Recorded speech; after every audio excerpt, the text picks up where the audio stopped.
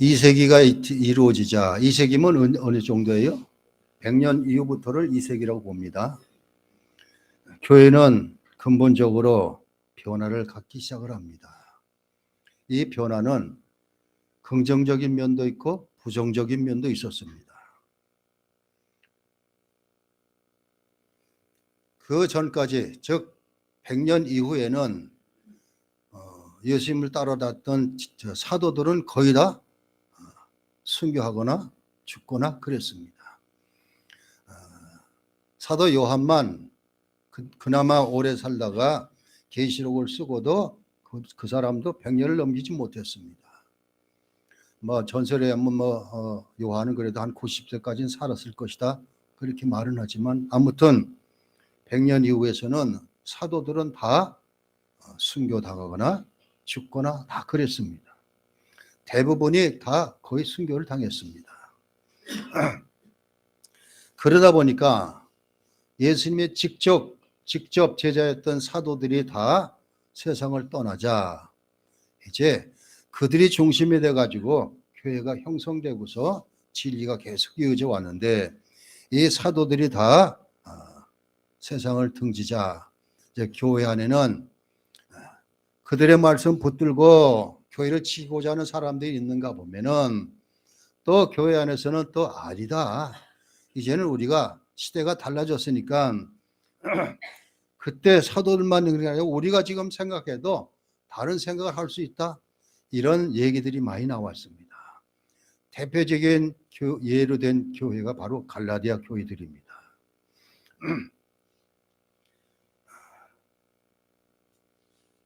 예수님께서 부활 승천하신 다음부터는 사도들이 교회를, 즉 예루살렘 교회를 모교회로 여기고서, 그리고 바울은 3번에 걸쳐서 선교 여행을 하면서 각 곳에다가 교회를 세웠습니다.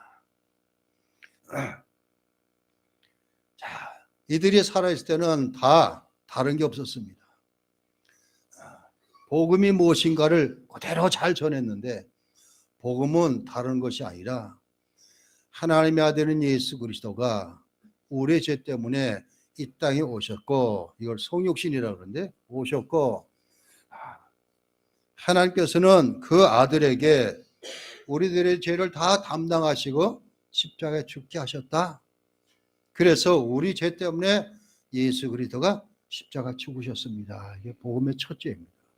그런데 하나님께서는 그 죽음에서 아들을 살리셔서, 성경대로 다시 살리셔서 부활케 하셨습니다. 그래서 사도행전에 보니까 초대교회 베드로가 설교하는 거 보면은 다른 것 없습니다.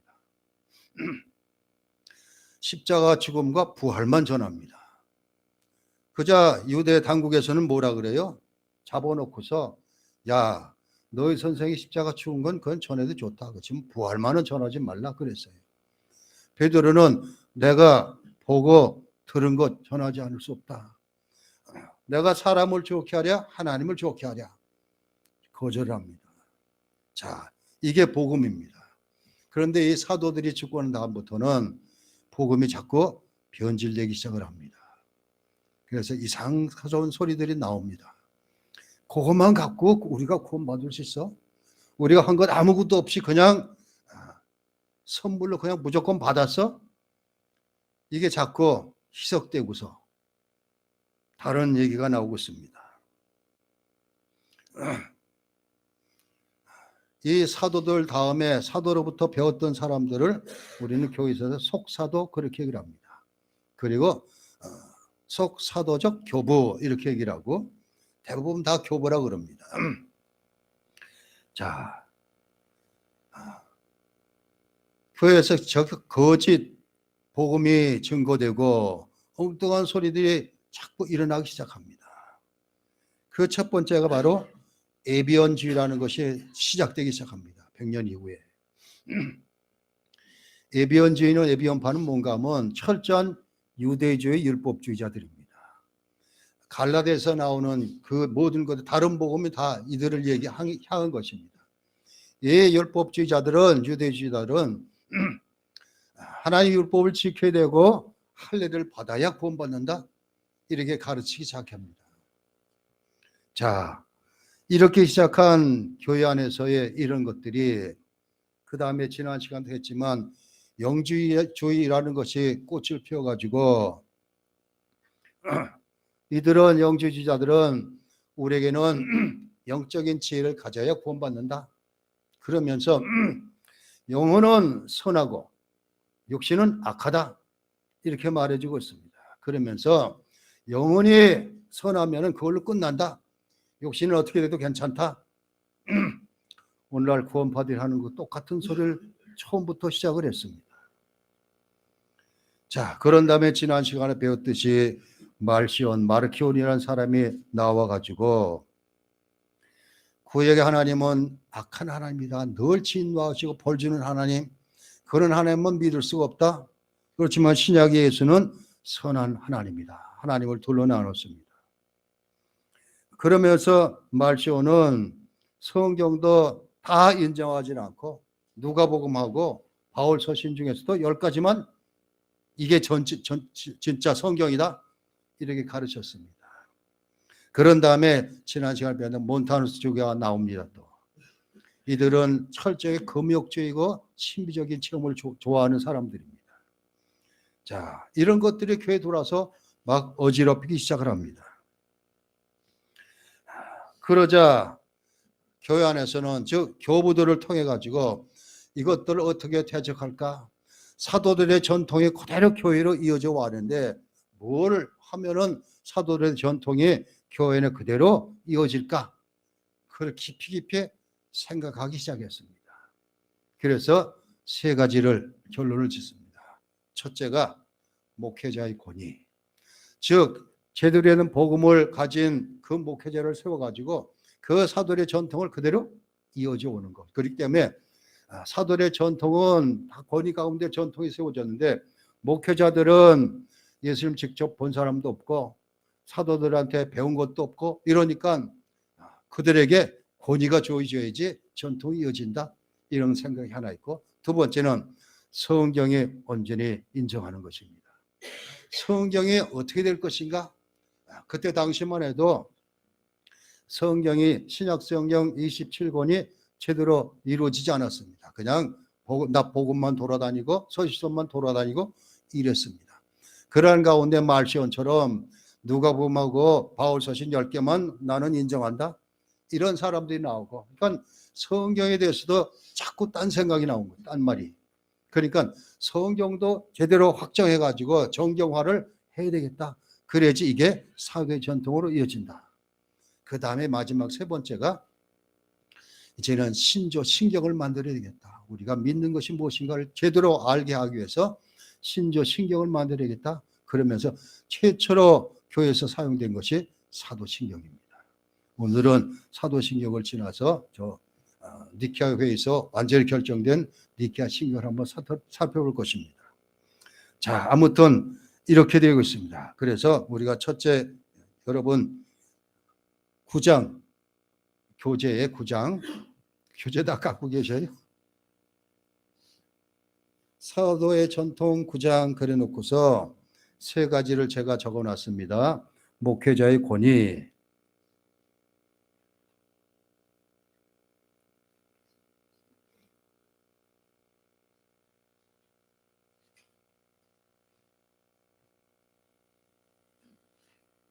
넘겨보시면 9장 나와요. 제가 그 교재를 안 갖고 있기 때문에.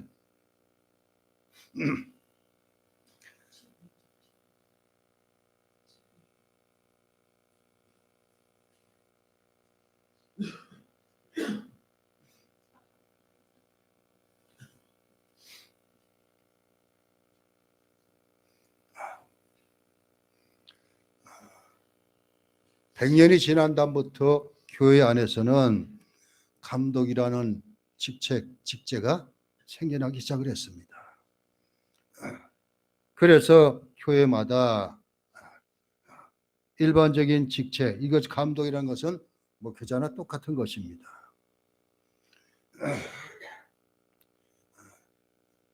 감독 그러면 목회자들의 대표 이렇게 얘기를 합니다. 그러면서 대도시 여러 교회의 많은 성지자 가운데 이 감독을 대표자로 삼습니다. 자, 우리 현대 우리 교회 교회당 가운데 감독제를 하는 데가 어디 있죠? 감리교입니다. 감리교. 지금은 감리교도 많이 달라졌지만 옛날에는 이 감독들의 눈에 들지 않으면은 저들은 교회 갈 수가 없어요. 우리 장로교는 개교에서 청빙하고 노예 허락받아갖고 들어갈 수 있는데 감리교는 감독이 청구를 해가지고 보내주는 거예요. 그냥. 제가 한전에 있을 때 같은 친구했던 직원 하나가 이원식이라고 그러는데 감리교 출신이에요. 자기 아버지가 감리교 목사님이었어요. 근데 얼마나 이사 다녔는지 모르는데요. 그러니까 그 감독 끈이 없는 사람은 평생 돌아다니는 거예요. 시골로 다니고 이러고. 그러니까 이제 그것 때문에 어떤 일이 벌어져요? 중세 로마 교회처럼 돈 갖다 드리고 좋은 데 받고 이런 성직 매매도 일어나고 이런 게 일어납니다. 자,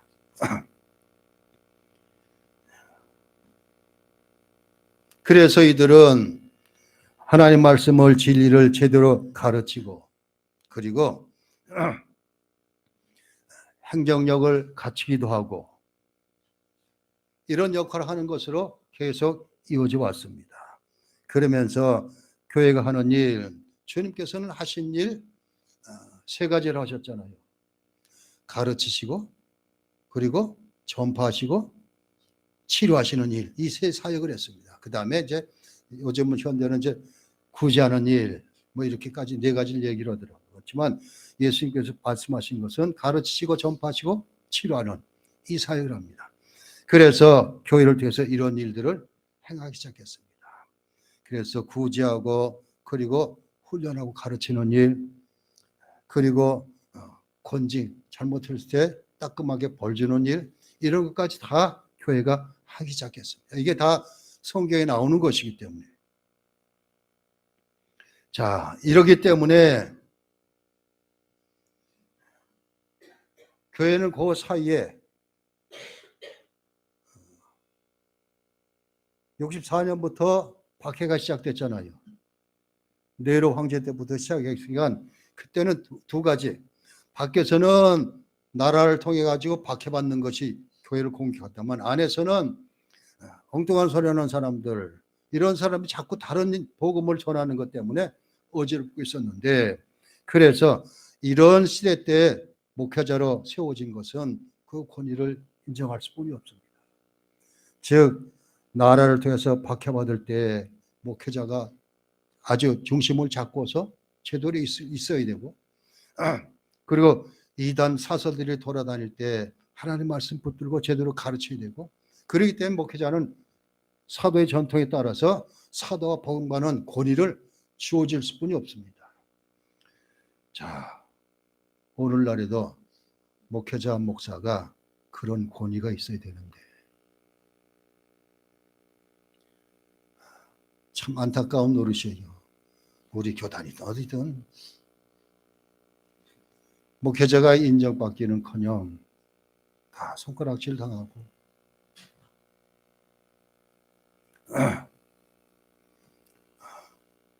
안타깝지만 그래도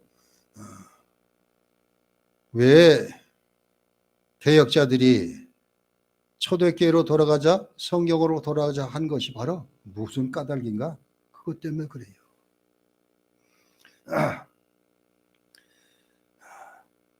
자, 교회는 그래서 목회자를 세워가지고 사도의 전통을 그대로 이어서 복음을 옳게 제대로 전하고, 그리고 저들을 잘 가르치고, 그리고 전파하고, 그리고 치료하는 이 사역 계속 하고 있었습니다. 자, 여러분들 제가 교재 하나 나눠드린 거 있죠? 교부들 해가지고 이거요. 자, 여기에 이게 어떤 책에서 제가 핸드폰으로 찍어가지고 복사한 거예요. 그냥 전엔 그걸 못했었는데 이게 되더라고요. 하다 보니까. 자, 여기 보니까 세 부류로 나눠지잖아요. 즉 5세기 경까지, 즉 5세기 이후부터 이제 중사가 되니까 이 열대까지를 전부 교부들 시대라 그럽니다. 목회자 시대라고 얘기하면 됩니다.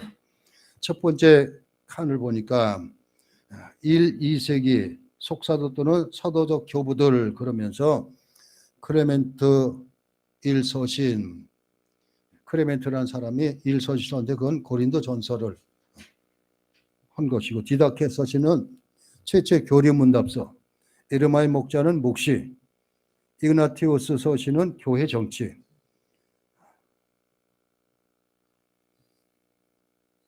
폴리캅스는 빌립보 서신, 클레멘트 2서신은 최초의 설교, 그 다음에 이제 2세기부터 3세기 나옵니다. 순교자 저스틴이라고 그러고 유스티누스라고 그럽니다. 최초의 기독교 변진가입니다. 그 다음에 클레멘스, 이레니우스가 나옵니다. 이레니우스가 나올 때는 이 사람이 이단 반박이라는 책을 씁니다. 이때가 영주주의 말시온 몬타누스가 회개할 때 이레니우스가 이단 반박이라는 책을 써가지고 이들을 대항했습니다. 클레멘스는 윤리, 오리게네스는 동일본질. 자, 이제 이게 AD 325년 니케아 회의 때 동일본질이라는 단어가 나옵니다. 호모우시우스, 호모이 우시우스, 유사본질, 동일본질 이거 가지고, 아리우스는 호모이 우시우스 해가지고 유사본질, 예수님을 유사본질이라 했고, 아타나시우스는 동일본질, 호모이 우시우스 그게 나옵니다. 자, 터툴리아누스 삼일체, 히프리아누스는 교회론, 아타나시우스는 제 4, 5세기에는 이 사람이 이제 아리우스를 대적해서 이단을 정죄하는 사람입니다. 아타나시우스는. 근데 아리우스가 처음 나와서 예수님은 하나님이 아니다, 하나님의 아들이 아니고 하나님께서 만드신 피조물 가운데 가장 뛰어난 존재다, 이렇게 가르치기 시작했습니다. 근데 많은 사람들이 여기를 동조했어요, 아리우스를 따라서. 근데 혼자 아타나시우스만 아니다 이랬는데, 그때 콘스탄티누스 대제가 황제로 로마 제국을 다스릴 때인데, 이 황제도 아리우스 편을 들어가지고 아타나시우스가 6번에 걸쳐서 유배를 당합니다. 그러다가 마지막에는 아타나시우스를 손을 들게 됩니다. 아리우스는 이단으로 정죄가 되고. 자, 암브로시우스 찬트라는 것이고, 아우구스티스는 이제 펠라기우스가 논쟁하는 그 적입니다. 히에로니무스 제롬은 불가타역. 자, 성경 이제 뒤에 성경은 나오지만 성경은 BC 한 4세기, 5세기경부터 유대인 학자들이 모여서 얌야라는 것을 모여가지고 회의를 해가지고 구약의 39권을 성경으로 만들어냅니다. 그런데 이 구약 성경을 헬라어로 번역한 것이 셉투아진트 70인역입니다. 근데 이 70인역을 라틴어로 번역한 것이 바로 불가타역입니다. 이게 제롬 한 것이고, 크리소스톰이라고 하는데 이 사람은 설교를 전부 잘 황금의 입술이라 그렇게 말하고 있고, 그 다음에 가파도기아 선명이 가파도기아인 위대한 바실루스, 그리우스 누세스, 그리우스 나지안조스, 이런 사람들이 나와가지고 교회를 계속 이어져 왔습니다. 이들 때문에 이들이 목회자의 권위를 가지고 사도의 전통을 그대로 이어서, 그래서 교회가 그렇게 박해하고 이단의 회원 가운데도 뿌리를 내리고 그렇게 이어져 온 것입니다.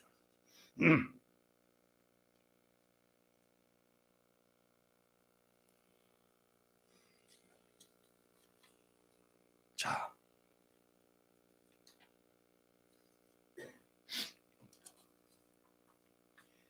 이단 논박을 쓴 이레니우스는 감독의 직분은 사도들로부터 계승되었다. 사도로부터 안수받은 이가 다시 후계자를 안수하여 우리에게까지 왔다. 그러나 너희들은 어디서 나타났느냐? 누가 너희들을 안수하여 세웠고 무슨 고난으로 그리스도 교회의 지도자로 자처하느냐? 저 엉뚱한 소리하는 사람들에게 이렇게 말하기도 했습니다. 자, 그런 가운데 대도시에, 즉 로마 같은 교회, 이 사람들을 대주교라 그렇게 부르기 시작했습니다. 주교, 대주교, 그리고 추기경, 그 다음에 교황, 이런 계급제도가 생겨나기 시작했습니다. 이때까지는, 초대교회까지는 교황이라는 제도는 없었습니다. 대주교까지는 있었지만 교황은 없었습니다. 자, 그 다음에 이제 두 번째가 신약 성경의 정경화입니다.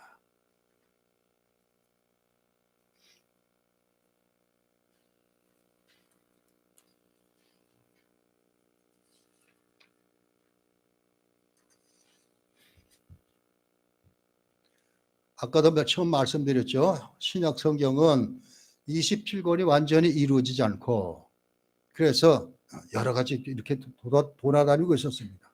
그리고 우리가 성경은 구약이나 신약이든 원본이 없습니다. 다 사본입니다. 그런데 왜 이 사본을 모아가지고 이것이다 하고 정경을 만들어 놨을까? 이것은 사본들이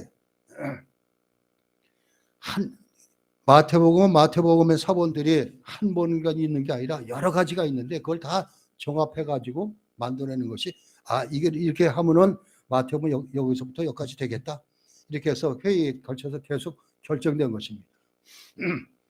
자, 처음에는 이런 것이 없이 그냥 소신서들 돌아다니고 그리고 마태, 마가, 누가, 요한 뭐 이런 성경들이 돌아다니고 이랬습니다.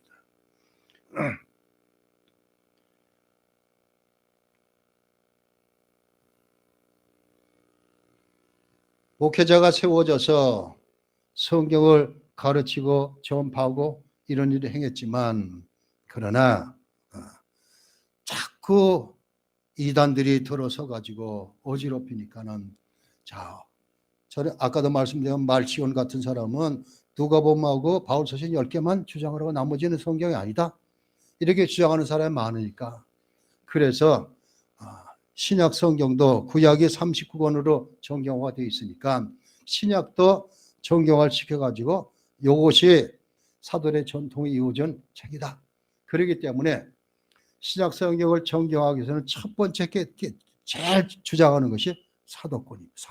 사도성이 있느냐 없느냐, 즉 사도가 썼느냐 안 썼느냐 이걸 따지는 것입니다.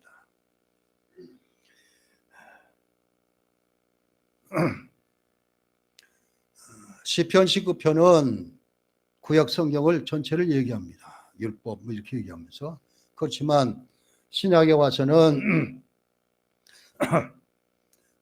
디모데후서 3장 16절 17절 모든 성경은 하나님의 감동으로 된 것으로 교훈과 책망과 바르게 함과 의로 교육하기 유익하니 이는 하나님의 사람으로 온전케 하며 모든 선을 행할 능력을 갖추게 하려 함이라 이렇게 쓰고 있습니다.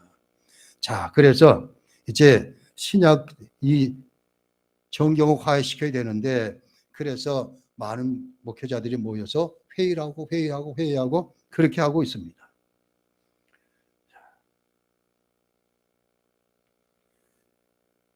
구약이 39권으로 정경이 됐는데 여러분에게 드린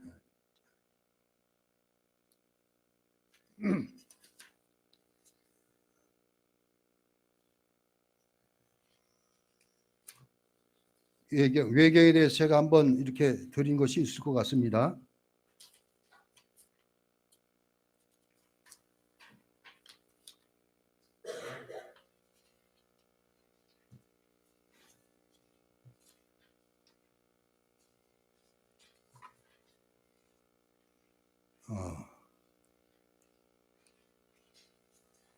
외경에 대해서 제가 이게 교회와 신학이라는 인터넷 사이트가 있습니다. 여기 참 좋은 글들이 많이 있어요. 근데 제가 왜 이걸 뽑았는가 하면 박일민 칼빈대학교 조직신학 교수님이 제가 평택대학교 신학과를 편입을 해서 다닐 때 저를 가르쳤던 교수님이셔요. 그리고 칼빈 신대원 원장까지 하신 분이고 이분이 썼길래 제가 복사를 해가지고 드린 것입니다. 자, 이분은 이렇게 얘기를 합니다. 왜 외경이 생겨났는가?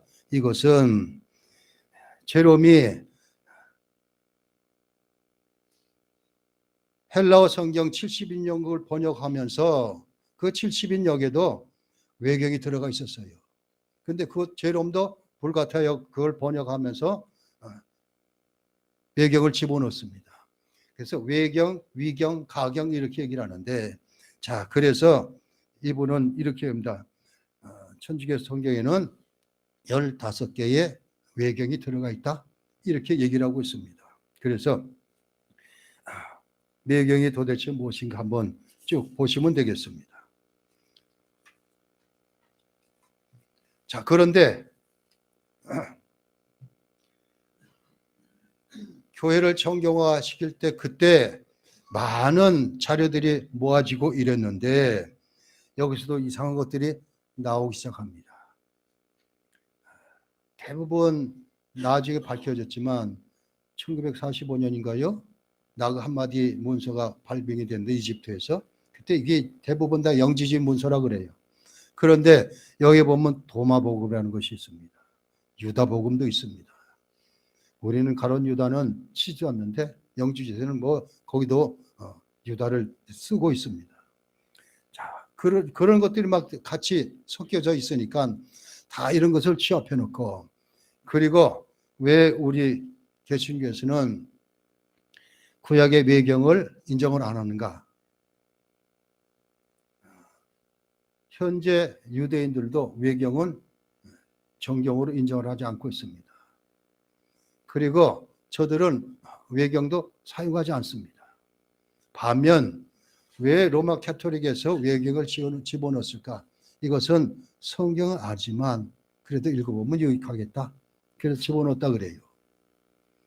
자, 그런데 신약을 결정하다 보니까 그런 이상한 것들이 자꾸 나오니까, 그래서 이제 어떤 것이 진짜 정경에 들어갈 것인가 결정하기 시작합니다.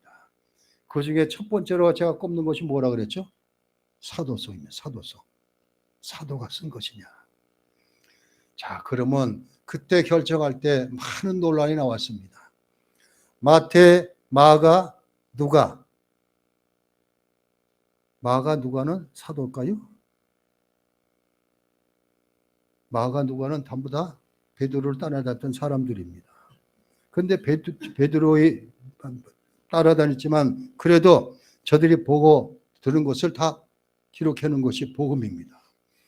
마태는 뭐 사도에 들어가고 있지만, 자, 그런데 이런 사람들이 요한복음 다 인정을 하는데 사도 바울은 인정할 것인가 말 것인가 이거예요. 바울을 사도권을 인정을 안 했거든요. 지금 우리가 성경을 보면 사도 바울이 늘 자신을 변론하는 거 봐요. 내가 사도다 하는 것은. 그만큼 초대교회에서는 바울을 사도로 인정 안 했어요. 사도는 오직 예수님의 직계 제자. 이 사람들만 사도라고 인정하고 나머지는 아니다.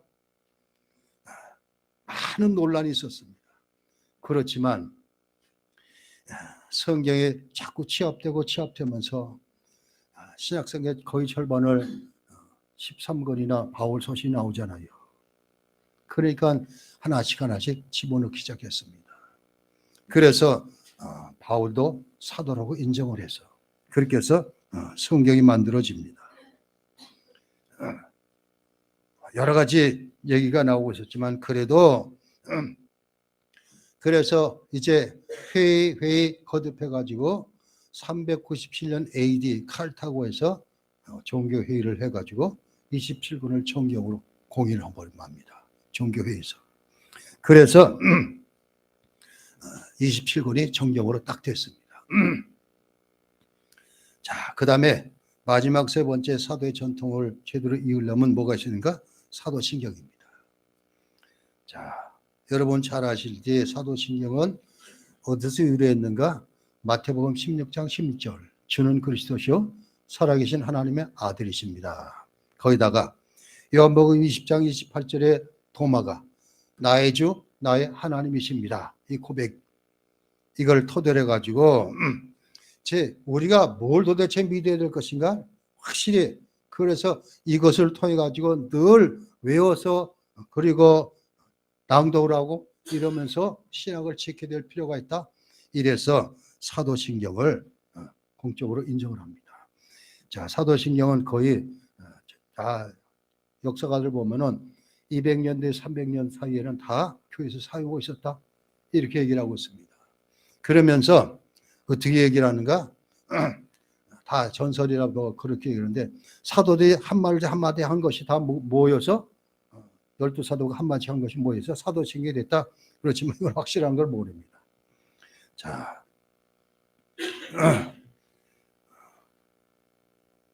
원문으로 된 것을 보면은 나는 믿습니다. 이 소리가 나옵니다. 전능하사 천지를 만드신 하나님 나는 믿습니다. 우리 주 예수 그리스도를 나는 믿습니다. 성령 하나님 나는 믿습니다. 이렇게 되고 있습니다. 삼위일체 하나님을 믿는다 이 소리입니다. 왜 사도신경은 다른 것 아닙니다. 성부 하나님, 성자 예수님, 성령 하나님을 내가 믿습니다. 이거거든요. 삼위일체를 믿습니다. 이것은 다른 이유가 아닙니다. 삼위일체를 자꾸 어렵다고 그리고 부정하는 사람이 너무나 많기 때문에 특히 예수님의 신성에 대해서 부정하는 사람들이 너무나 많이 나왔고 그리고 성령님의 능력도 인정을 하진 않아요. 그냥 하나님 보내신 능력 이 정도만 얘기를 하고 그러다 보니까 이런 사도 신조를 통해 가지고 성도들이 우리가 믿는 것이 무엇인가를 확실히 알아야 되기 때문에 그래서 사도신경을 채택을 해가지고 그렇게 외우기 시작을 했습니다. 자, 여러분 제가 드린 교재 니케아 종교회의 있죠? 그거 한번 보시기 바랍니다.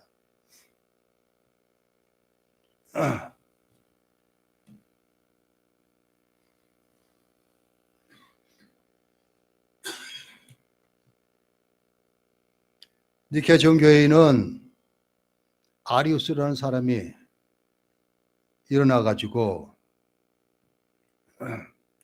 성부가 성자보다 더 높고 성자는 성령보다 더 높다. 계급을 뒀습니다. 그리고 파란 것으로 쓴 거를 한번 읽어보면 그가 존재하지 않았던 적이 한 번 있었다. 이런 얘기도 하고 있고 우리는 성자는 시작이 있다는 것과 그는 무에서 만든 걸 말하기 때문에 핍박을 받고 있다. 이런 소리까지 하고 있었습니다. 자, 이 아리우스를 대적하기 위해서 아타나시우스가 등장을 해가지고 그래서 아타나시우스가 계속 해가지고 이제 325년 니케아에서 콘스탄틴 대제가 종교회의를 개최를 합니다. 325년 6월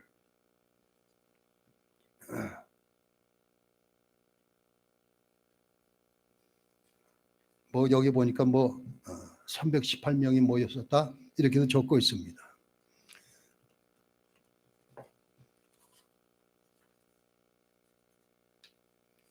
자, 니케아 신경회 그 다음 페이지를 보면은요, 아리우스는 전통의 구절은 아버지의 독생자를 예수 그리스도는 아버지 성부에 의해 무에서 창조되었다. 의미로 해석을 하고 있습니다. 성자 예수님은 아예 하나님과 본체부터 같이 계셨는데 무에서 창조된 존재다. 그러니까 성부 하나님만 하나님으로 인정하고 성자 예수님은 그보다 좀 열등한 존재로 이렇게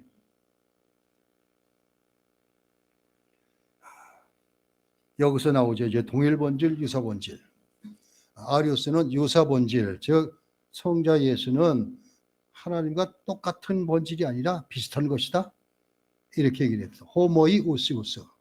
그 다음에 아타나시우스는 호모 우시우스. 그렇게 얘기를 해가지고 이제 결국은 이 회에서 아리우스는 이단으로 정죄받고 쫓겨납니다.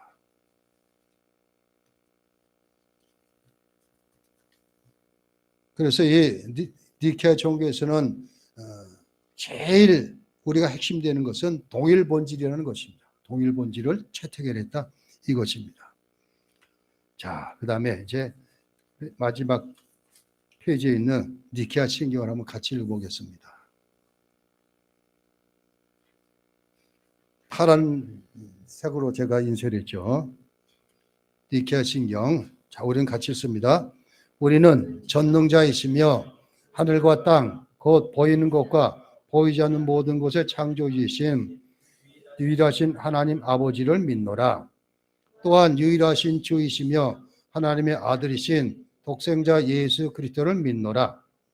그는 만세전에 태어나셨고 빛에서 나온 빛, 참된 하나님에서 나온 참된 하나님이시며 출생하셨으나 창조되는 않으셨고 성부와 동일 본질이시며 그를 통해 만물이 지은 바 되었으니 그는 우리 구원을 위하여 하늘로부터 내려오셔서 성령으로 말미암아 동정녀 마리아를 통해서 육신을 입으시고 인간이 되셨으며 우리를 위하여 본디오 빌라도에게 십자가에 못 박히시고 고난을 당하시고 장사되셨으며 성경대로 사흘 만에 다시 살아나사 하늘에 오르셨고 성부의 우편에 앉아 계시다가 산자와 죽은 자를 심판하러 영광 중에 다시 오시리니 그의 나라는 무궁하리라.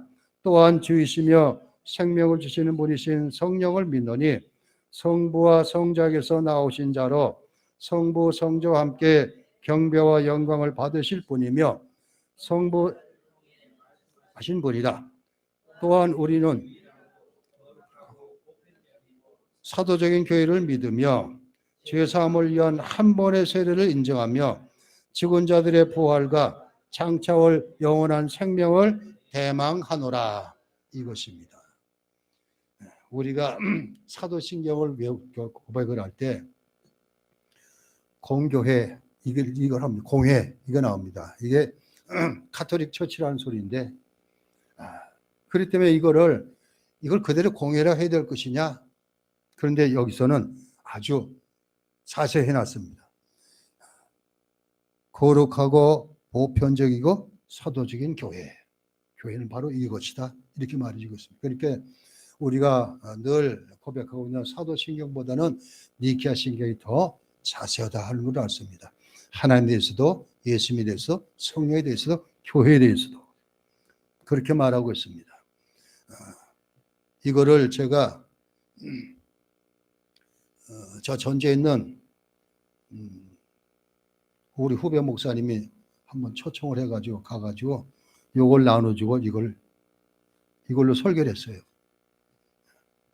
그러니까 우리가 사도신경 하는 거고 이 니케아 신경이 뭐가 다른가 하면서 이걸 하나하나 풀어가면서 설교를 했더니 김문철 목사님인데 이분이 설교가 끝난 다음에 오늘 여러분들은 신학교에서는 한 학기 강좌를 들었다 이렇게 얘기를 하더라고요. 아무튼 니케아 신경은 그래서 저는 참 좋아해요. 이것이 사도신경보다 훨씬 더 정확하고 구체적이고 그렇기 때문에 그래서 지금도 어떤 교회는 공회라 그러지 않고 보편적 교회 이렇게 고백하는 교회도 있어요. 보편적 교회.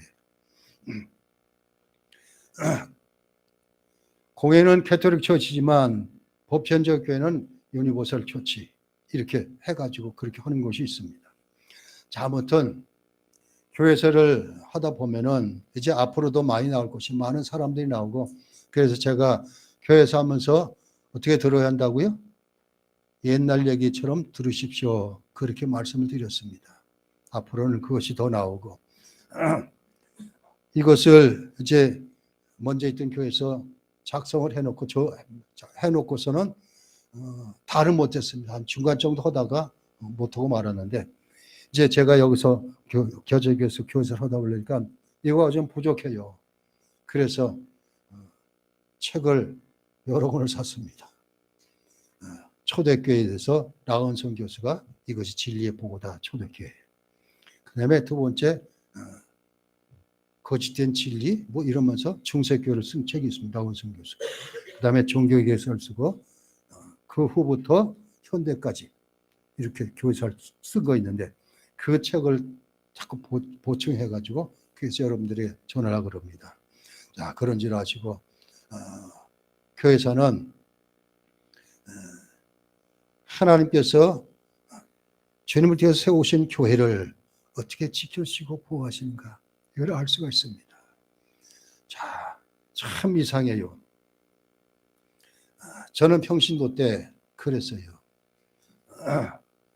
잠시는 총각교에 있다가 제 고덕동으로 이사를 해가지고 그때 처음으로 우리 회사 지은 아파트를 받아가지고 사서 들어갔는데 내 이름으로 못했어요. 제가 삼천포 있다가 돌아왔기 때문에 2년이 안 돼갖고 아는 장로님 이름으로 사가지고 우리가 좀 살다 보니까 그 앞에 상가가 있는데 아파트 상가가 있는데 3층 상가인데 교회가 얼마나 많은지 몰라요. 2층 3층은 다 교회야다. 그래서 교회 가려고 올라오면 서로 오라고 막 그러고 그러다 보면 또 싸우고 있고 막 그래요. 야, 이게 뭔 짓이냐 이게. 그래 교회가 싸우고 또 갈라져 나가고 막 이러면서 이게 교회냐 기를 수가 있느냐. 그래서 참 교회를 그냥 그런 걸 보면서 그냥 정남이가 떨어지기로 했는데 나중에 신학을 하고 목회를 하다 보니까 이것도 다 하나님의 뜻이에요. 참 이상스럽게 그렇게 갈라져 나갔으면 둘 다 안 되는데 둘 다 돼요. 이게 하나님께서 원하시는 거예요. 하나님의 말씀 붙잡고 있는 교회는 하나님 절대 놓지 않으십니다. 그렇기 때문에 성경으로 돌아가자. 왜 오직 성경으로 했던가 알 수가 있습니다. 아무튼 제가 겨자식교회를 참 좋아하는 것은 겨자식교회는 말씀이 있는 곳이기 때문에 그렇습니다. 여러분 신앙에도 오직 말씀만 주장하시는 그러한 믿음의 삶을 사시는 저와 여러분 되시기를 주 이름으로 축원합니다. 기도합니다. 하나님 감사합니다. 매월 수요일마다 우리가 교회사를 공부하고 신앙 고백을 공부하고 갈라디아서를 공부하고 회개의 중요성에 대해서 공부하는 가운데 있습니다. 오늘은 교회사를 통해서 사도의 전통이 교회에서 어떻게 이어져 왔는가, 뒤에 세워진 목회자들의 권위를 통해서 이것이 이어져 왔고 신약성경이 정경화가 되면서 이것이 사도성으로 이어져 왔고 그리고 사도신경이라는 믿음의 고백을 통해서 이것이 이어져 왔음을 알고 바로 이것은 현재도 똑같이 이루어지는 것임을 우리는 고백합니다. 그래서 교회 안에서 목회자의 권위가 바로 세워지게 해주십시고 하나님 말씀이 옳게 선포되는 교회 되게 해주십시고 그리고 신앙 고백이 온전해지는 그러한 교회를 되어서 하나님 우리의 교회를 잡고 계시고 함께 하신다는 그런 믿음으로 살 수 있는 우리 모두 되게 해 주옵소서. 예수 그리스도 이름으로 기도하옵나이다. 아멘.